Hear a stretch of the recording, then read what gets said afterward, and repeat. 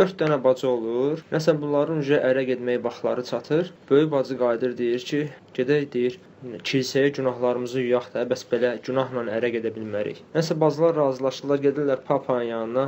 Gəlirlər, deyirlər, bəs papa, belə vəziyyət budur da, günahlarımızı yumağa gəlmişik. Deyir, hə, davay, gəlin içəri.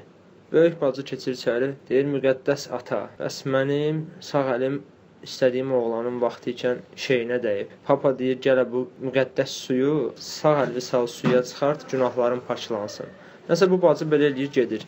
İkinci bacı keçir, deyir, papa, bəs mənim sol əlim vaxtı ikən istədiyim oğlanın şeyinə dəyib də, necə yuyum günahlarımı? Deyir, sən də sol əlvi qızım sal suya çıxart, bu müqəddəs suya, günahların paçlansın.